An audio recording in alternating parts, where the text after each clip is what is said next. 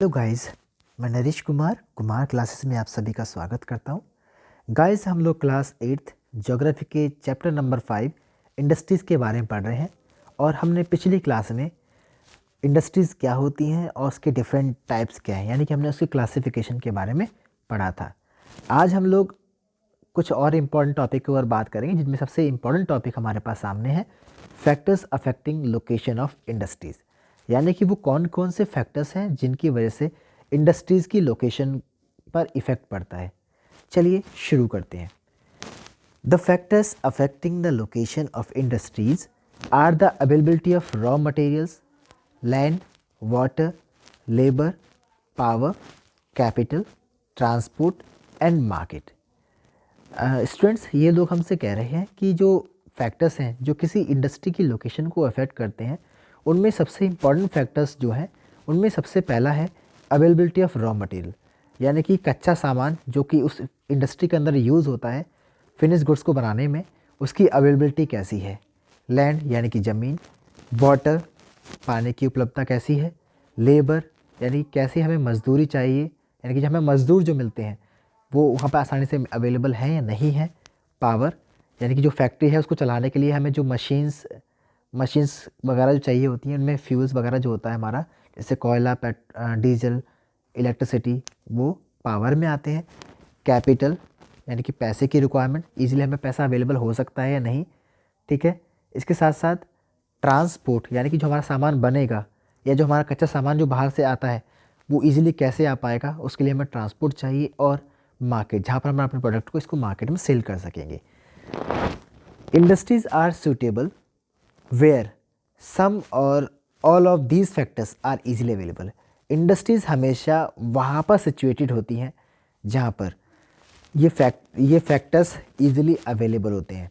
आपको दिखाई चार्ट बनाकर दे रखा है लोकेशनल फैक्टर्स ऑफ इंडस्ट्रीज़। इसमें आपको दिखा रखा है raw material, labour, power, land, capital, transport, market etcetera. तो ये वो सेवन इम्पॉर्टेंट फैक्टर्स हैं जो किसी इंडस्ट्री की लोकेशन को सबसे ज़्यादा अफेक्ट करते हैं। इसमें हम वाटर को भी ऐड कर लेते हैं लैंड के साथ साथ, ठीक है।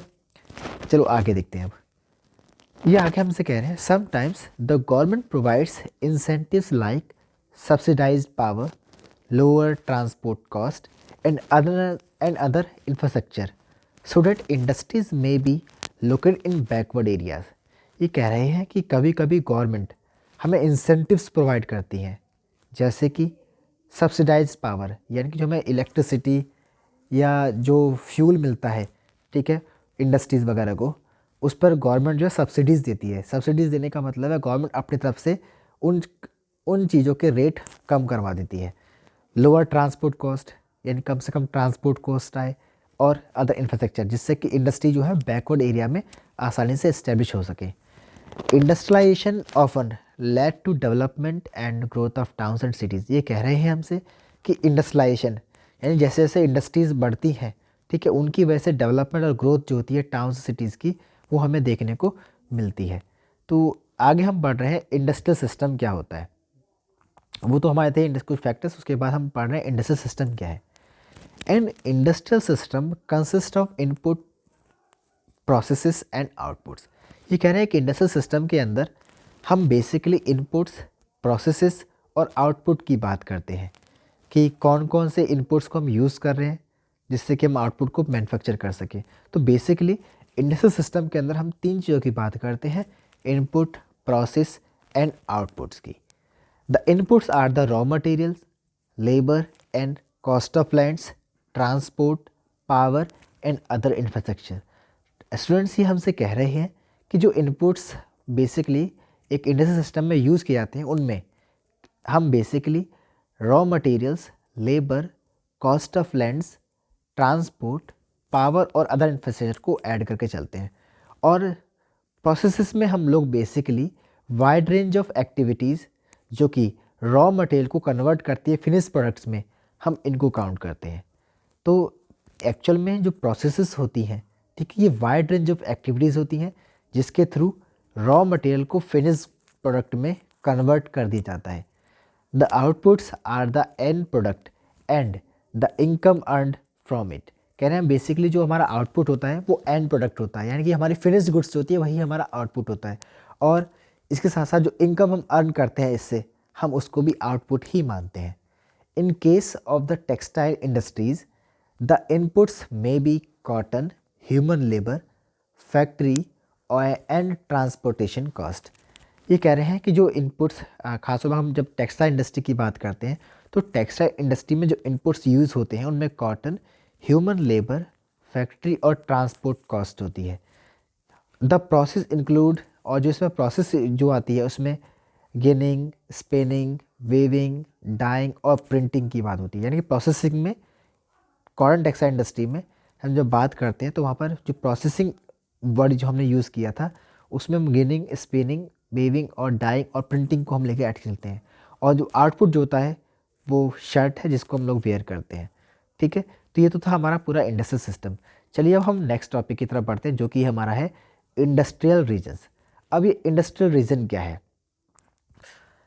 Industrial regions emerge when a number of industries locate close to each other and share the benefits of their closeness. ये कह रहे हैं इंडस्ट्रियल रीजन्स बेसिकली, ठीक है, वहाँ पर हमें देखने को मिलते हैं जहाँ पर बहुत सारी इंडस्ट्रीज़ एक दूसरे के पास में आकर जो है इस्टेब्लिश हो जाएं, लोकेटेड हो जाएं और शेयर करें बेनिफिट्स ऑफ देयर क्लोजनेस, और अपनी क्लोजनेस के बेनिफिट को शेयर करती हैं। ऐसे एरियाज़ को, ऐसे रीजन्स को हम लोग इंडस्ट्रियल रीजन्स कहते हैं।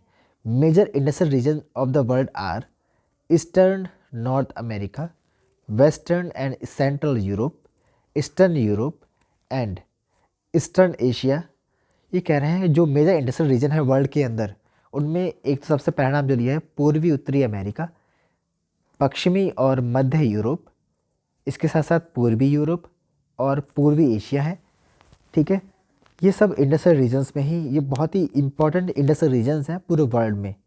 और अगर हम आगे अगर बात करें, हमें एक पूरा मैप दे रखा है। देखिए इस मैप में वर्ल्ड के इंडस्ट्रियल रीजन्स दे रखे हैं जो आपको मैप में दिखाई दे रहा होगा। एक तो आपको दिखा रहा है वर्ल्ड इंडस्ट्रियल बेल्ट और एक इंडस्ट्रियल रीजन जो आपको ब्राउन ब्राउन कलर में दिखाई दे रहा है मैप में। आप ध्यान से देखें, जो ब्राउन कलर में आप देखेंगे, ये ब्राउन कलर वाला ये वर्ल्ड इंडस्ट्रियल बेल्ट है जहाँ पे इंडस्ट्रीज़ आपको अधिकतर देखने को मिल जाती हैं। और इंडस्ट्रियल रीजन जो है वो आपको ब्लैक कलर में दिखाए गए हैं।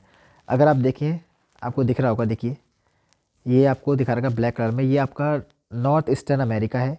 इसके साथ साथ जो वेस्टर्न और साउदर्न अमेरिका में भी आपको देखने मिल जाएगा। कुछ आपको अलग हिस्सों में देखेंगे। अब हम जो चलते हैं इंडिया के अंदर, इंडिया में देखिए जो गंगा वैली है, गंगा वैली और मुंबई के आसपास का जो एरिया है, ये सब इंडस्ट्रियल जो है रीजन है। ठीक है, जो आपको देखने को मिल रहे होंगे। चलिए आगे बढ़ते हैं।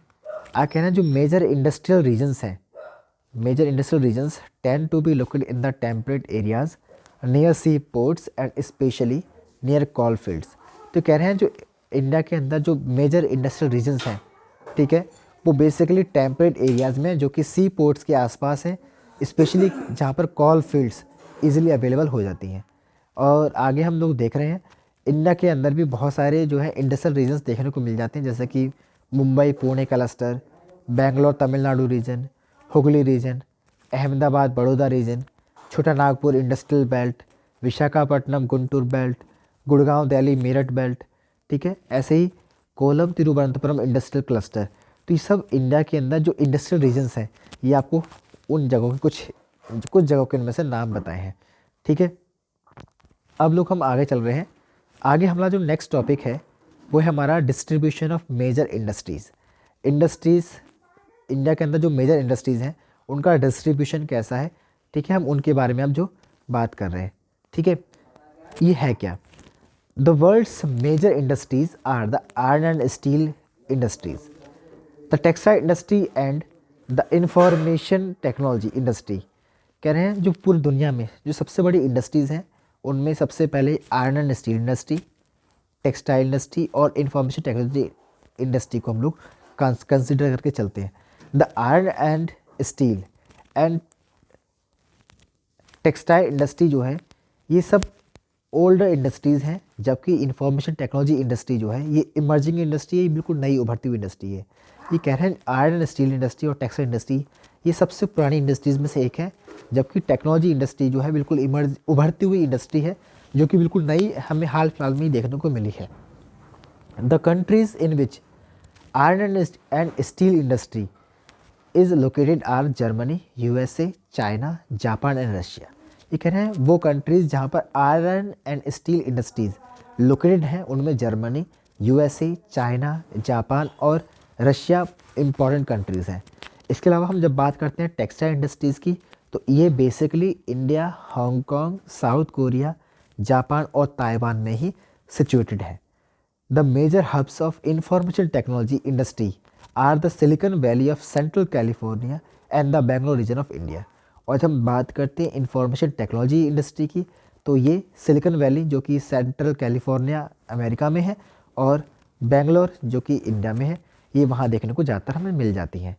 अब एक बहुत ही इंपॉर्टेंट इंडस्ट्री जो कि है आयरन एंड स्टील इंडस्ट्री, हम इसके बारे में थोड़ा सा डिटेल में पढ़ लेते हैं। ठीक है, चलिए शुरू करते हैं इसको भी। Like other industries, iron and steel industry to comprise various inputs, processes and output. कह रहे हैं जब हम अदर इंडस्ट्री की तरह बात करते हैं वहाँ वैसे ही आयरन और स्टील इंडस्ट्री को भी बड़ी मात्रा में बहुत सारे इनपुट्स, प्रोसेसेस और आउटपुट्स की रिक्वायरमेंट होती है। This is a feeder industry whose products are use as a raw material for other industry. ये इंडस्ट्री जो है फीडर इंडस्ट्री की तरह है, यानी कि इसके द्वारा इसका जो फिनिश प्रोडक्ट होता है वो किसी अदर इंडस्ट्रीज़ में as a raw material use किया जाता है, तो इसलिए ये फीडर इंडस्ट्री है। The inputs for the industry include raw materials such as iron ore, coal and limestone, along with labor, capital, site and other infrastructure।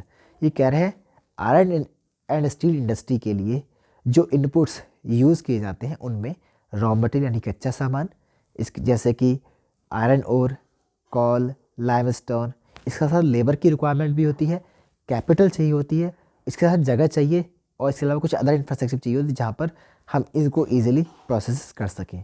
जबकि बात करते हैं इसकी जब प्रोसेस की, the process of converting iron ore into steel involves many stages.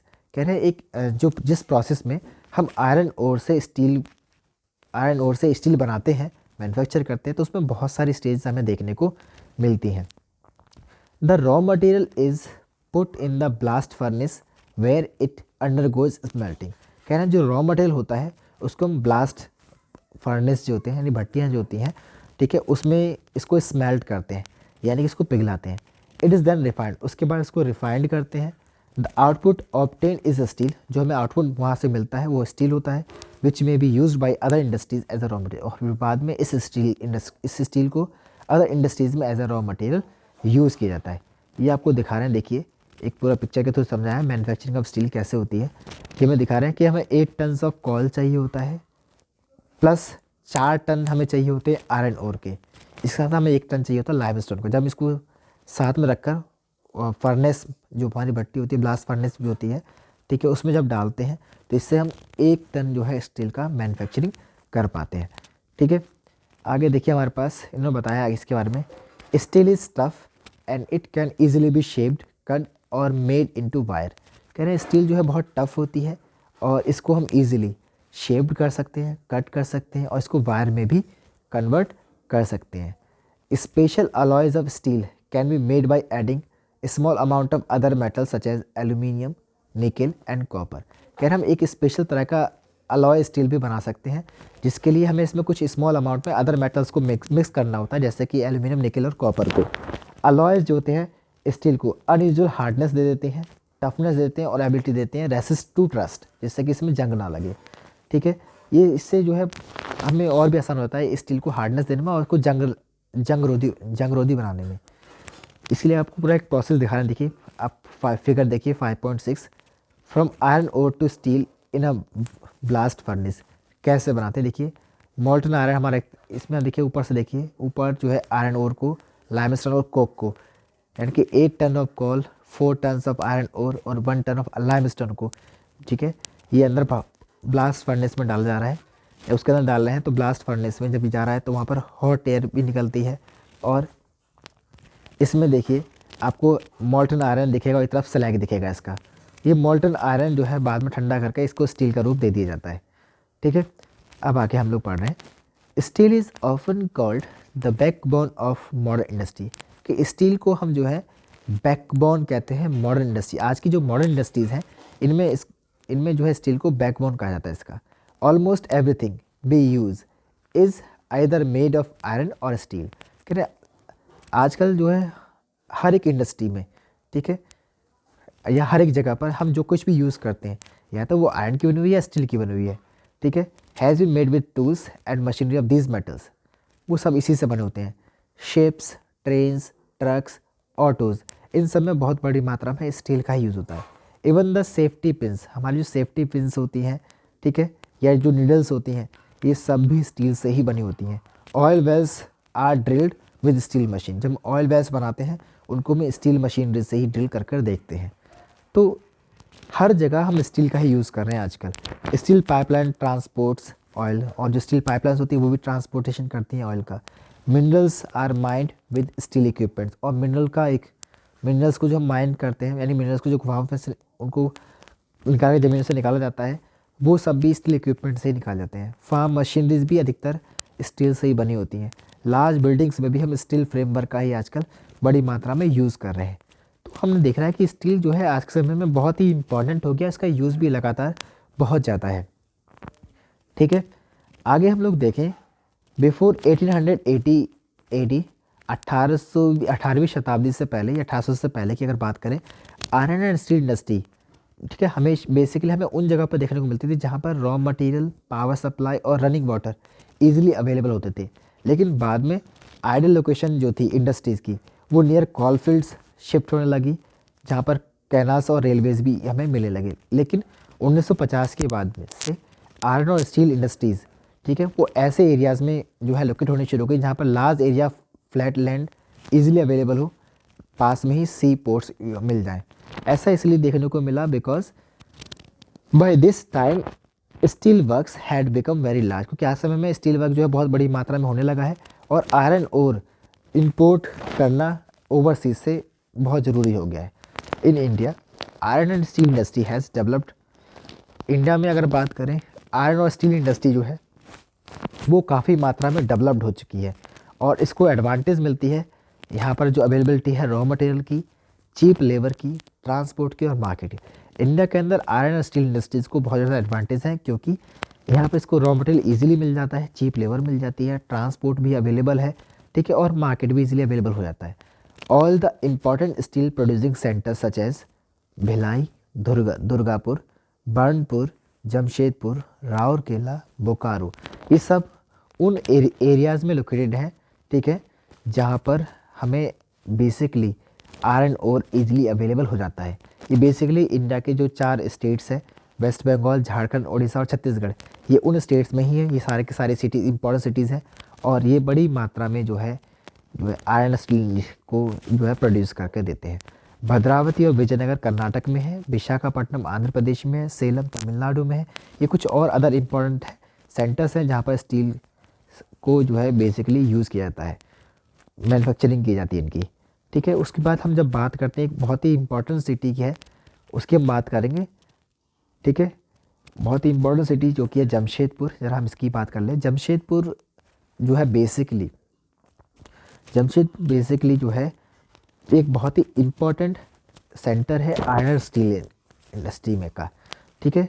Jamshedpur का जिक्र होता है तो हम इसकी शुरुआत करते हैं बिफोर 1947 से, यानी 1947 से पहले की अगर बात करें कि पूरे इंडिया के अंदर, ठीक है, एक ही आयरन एंड स्टील का प्लांट था जो कि था Tata iron and steel company limited, TISCO. यानी 1947 से पहले भारत में सिर्फ एकमात्र आयरन एंड स्टील का प्लांट था जो कि था टाटा इंडस्ट्रीज़ का, Tata iron and steel company limited, TISCO. It was privately owned, ये प्राइवेटली ऑन्ड कंपनी थी आफ्टर इंडिपेंडेंस। लेकिन जब भारत आज़ाद हुआ, गवर्नमेंट ने इनिशिएटिव लिया और बहुत सारी आयरन स्टील प्लांट्स को इस्टेब्लिश करना शुरू कर दिया। टिस्को की जो शुरुआत हुई थी वो 1907 में हुई थी साक्षी से, जो कि बिल्कुल कॉन्फ्लुएंस पर था रिवर सुवर्णरेखा और खारकई के झारखंड में। बाद में साक्षी का जो रीनेम कर दिया गया, जिसका नाम बदल कर रख दिया गया जमशेदपुर। ज्योग्राफिकली जमशेदपुर जो है एक बहुत ही कन्वीनियंट सिचुएटेड लोकेशन है आयरन स्टील सेंटर के रूप में वर्ल्ड में क्या, इंडिया के अंदर बात करें हम लोग, ठीक है। तो जमशेदपुर की जो लोकेशन है, ठीक है, बहुत ही कन्वीनियंट लोकेशन है। और यहाँ पर आयरन और स्टील के मामले में ये इंडिया के अंदर इसका काफ़ी नाम हमें देखने को मिल जाता है। देखिए इसकी एक लोकेशन हमें दिखाई है कि कैसे ये उस समय पर हुआ करता। Location of iron and steel industries इन जमशेदपुर, ये कुछ इस तरीके से था जब शुरुआत थी इसकी। देखिए आपको दिखाई देगा यहाँ पर, ये आपको देखो ब्लू ब्लू कलर में आपको दिखाई दे रहा है। ये एक रिवर है स्वर्ण रेखा, और एक साइड हमें दिखा रखा है खरकई। ठीक है, खरकई रिवर और स्वर्ण रेखा, ये दोनों के आसपास के जो इलाके थे, इन इलाकों में ठीक है साक्षी की आप जो जगह दिखाई दे रही है। ठीक है, यहाँ पर आयरन ओर की काफ़ी मात्रा अवेलेबल है, और इसी वजह से वहाँ पर इस साक्षी को वहाँ पर दिखाया गया था।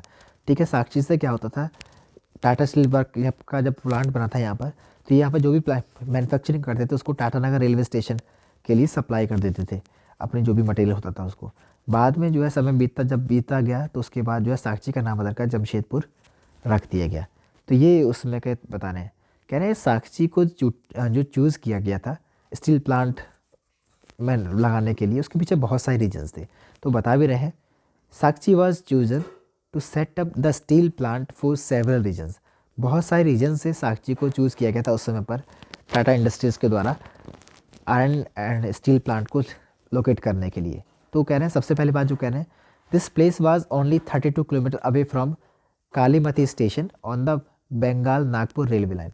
उस समय पर जो बंगाल नागपुर रेलवे लाइन थी, ठीक है, उस पर एक स्टेशन था जो कालीमती, और उस कालीमती स्टेशन से इस साक्षी जो प्लेस थी इसकी लोकेशन मात्र 32 किलोमीटर की डिस्टेंस पर थी। It was close to the iron ore. इसके साथ साथ देखो जो इम्पोर्टेंट रीजन वो ये कि ये जो लोकेशन थी ये आयरन ओर, कॉल और मैग्नीज डिपॉजिट्स के आसपास में थी। इसके साथ साथ कोलकाता के लोकेशन के आसपास भी थी उस समय पर ये, और कोलकाता उस समय पर एक काफ़ी बड़ा मार्केट हुआ करता था। TISCO gets coal from Jharia coal fields. TISCO को जो कॉल था, जो उसको चाहिए होता है आयरन एंड स्टील प्लांट के लिए, उसको झरिया कॉयल फील्ड से मिल जाता था। एंड आयरन और जो लाइमस्टोन और डोलोमाइट, मैग्नीज, ये उसे उड़ीसा और छत्तीसगढ़ से उसमें आसानी से मिल जाते। द खड़कई और सुवर्ण रेखा रिवर्स जो थी ये इंश्योर करती थी सफिशेंट वाटर सप्लाई इस प्लांट के लिए। गवर्नमेंट ने इनिशिएटिव्स लिए adequate capital for its later development. बाद में इसके डेवलपमेंट के लिए गवर्नमेंट ने भी काफ़ी इनिशिएटिव लिए, जिससे इसको काफ़ी एडवांटेज मिली, काफ़ी फ़ायदा मिला। In Jamshedpur several other industrial plants were set up after TISCO. और जमशेदपुर में टिस्को के बाद कुछ अदर इंडस्ट्रियल प्लांट्स भी सेटअप हुए।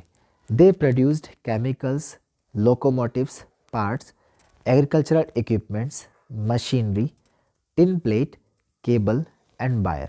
कह रहे हैं जो अदर जो इंडस्ट्रीज़ यहाँ पर आई थी उन्होंने वहाँ पर केमिकल्स का प्रोडक्शन शुरू कर दिया, लोकोमोटिव पार्ट्स का, एग्रीकल्चर इक्विपमेंट्स का, मशीनरी का, टिन प्लेट, केबल और वायर का। ये सब चीज़ें लगातार वहाँ पर जमशेदपुर में टिस्को के बाद देखने को मिलने लगी। The development of the iron and steel industry open the doors to rapid industrial development in India. कह रहे हैं जो आयरन एंड स्टील इंडस्ट्री है इसका जो डेवलपमेंट हो रहा था, इसकी वजह से इंडिया में काफ़ी तेज़ी आई इंडस्ट्रियल डेवलपमेंट करने की। इंडिया के अंदर almost all sectors of the Indian industries, Bharat में लगभग सभी सेक्टर्स जो हैं, ठीक है, इंडस्ट्रीज़ के, वो सब डिपेंड करते हैं बड़ी मात्रा में आयरन एंड स्टील इंडस्ट्रीज़ के ऊपर, उनके बेसिक इंफ्रास्ट्रक्चर के लिए। The Indian iron and steel industries consist of large integrated steel plants as well as mini steel mills. कह रहे हैं कि भारत में जो भारत में जो industrial iron and steel industries हैं इसके अंदर बड़े बड़े इंटीग्रेटेड स्टील प्लांट तो है ही हैं, साथ में मिनी स्टील मिल्स भी लगी हुई हैं। It also includes secondary producer. इसके साथ साथ इसमें सेकेंडरी प्रोड्यूसर्स, रोलिंग मिल्स और एंशरी इंडस्ट्रीज़ भी ऐड होती हैं। तो ये सब जो है इंडिया का जो आयरन एंड स्टील इंडस्ट्री है उसकी एक खास बातें हैं। ठीक है, ऐसे ही एक और बहुत ही अच्छा ऐसा एग्जाम्पल दिया उन्होंने पीटर्सबर्ग का। जैसे इंडिया में Jamshedpur iron and steel industry के मामले में वर्ल्ड वाइड काफ़ी फेमस है, ठीक वैसे ही पीटर्सबर्ग एक बहुत ही इम्पॉर्टेंट सेंटर है, एक बहुत ही इम्पॉर्टेंट आयरन स्टील सिटी है जो कि यूनाइटेड स्टेट्स ऑफ अमेरिका में देखने को मिल जाती है। तो हम थोड़ा सा आज अब इसके बारे में पढ़ते हैं। ठीक है, तो हमें बता रहे हैं it is an important steel city of the United states of America, ये बहुत ही इंपॉर्टेंट सिटी है स्टील के मामले में, यूनाइटेड स्टेट्स ऑफ अमेरिका की। The steel industry at Petersburg enjoy locational advantage. ये कह रहे हैं कि स्टील इंडस्ट्री है पीटर्सबर्ग में, इसको अपनी लोकेशन का काफ़ी एडवांटेज मिलता है। Some of the raw material such as coal is available locally. कह रहे हैं कुछ जो मटेरियल है वो उन्हें लोकली अवेलेबल हो जाता है रॉ मटेरियल के रूप में, जबकि आयरन ओर जो है वो वहाँ पर बेसिकली जो आता है आयरन माइंस जो कि हमें मिलती है मिनेसोटा, लगभग वहाँ से 1500 किलोमीटर की दूरी पर है पीटर्सबर्ग पे।